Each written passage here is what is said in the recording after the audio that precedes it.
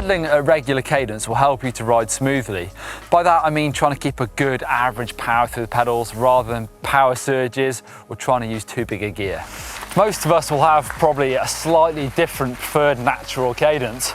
It's a matter of trying to change gear all the time so you stay at that same speed.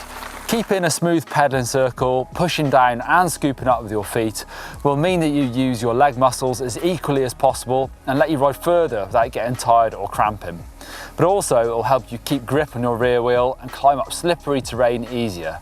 A much more consistent power than spiky surges. Part of spinning smooth circles is learning to read the trail so you change gear early and actually change gear quite a lot of the time, just so you don't risk sort of grinding to a halt or crunching your gears when you do get to a punchy climb, but also you get used to your regular cadence so you know when your feet and your pedals getting close to the floor, because often pedal strikes, hitting rocks, hitting stumps can cause big crashes.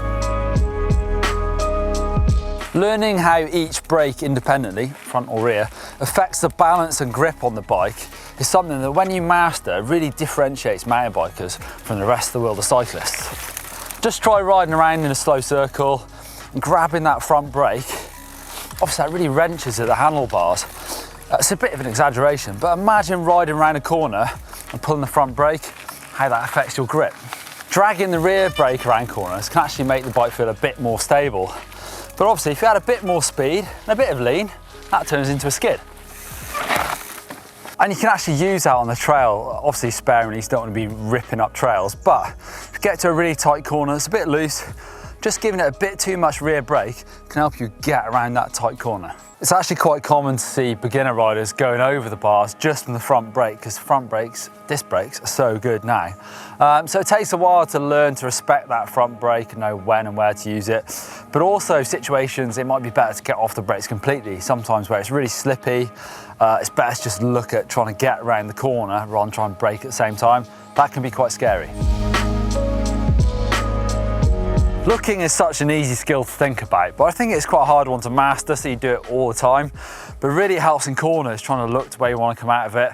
And then when going down trail, even up a trail, trying to look to the next section so you can change gear before you get there, get a wide line, whatever smooths out that trail. The old saying is, look at where you want to be, not at what you don't want to hit.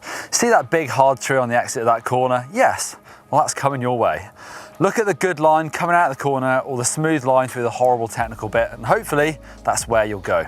Don't forget to relax and breathe when it gets scary. It's natural to panic and freeze, but that's not going to help. Try to look and breathe.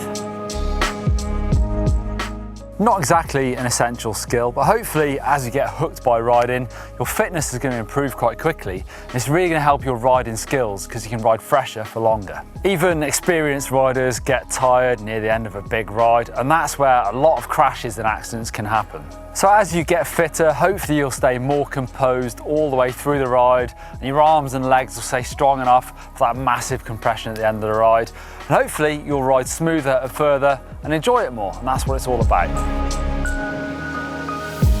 Probably the most common mistake with new riders is not moving their body weight around enough on the bike, but sometimes that's made worse because they get their weight in the wrong position at the wrong time and a crash happens, and then that really stops people from wanting to move around as much as they did before. Let's start with the ready position, the neutral position, whatever you want to call it, even the attack position. Basically standing tall on the bike, a slight bit of bend in your knees and arms, not a huge amount, because you need to stand nice and strong and get ready to move your weight around. Try to think about moving your weight around the bike from your feet. So when you're in the middle of the bike, like I am now, my feet are quite flat on the pedals. To go to the back, just dip your heels right down to the rear wheel. And to go up and forward, you do dip your toes slightly, but actually, there aren't many times when your shoulders should come in front of the bar, so that's pretty much the limit of your movement. All this moving around helps you react to the terrain. Just learning when to do it and how much will come with experience. But most newer riders don't move enough, so don't be scared to push it a bit. Nail these 5 skills and then it's time to move it on and start thinking about lifting the bike up and off the ground and mastering corners until you're comfortable sliding the bike around and shredding. 2 videos to help you out with those skills just over there. If you haven't subscribed already, do it. There's a video every day to help you out. Loads of skills videos, loads of features. Also hit the bell and it'll let you know when the next video comes up. Give us a thumbs up as well. Cheers.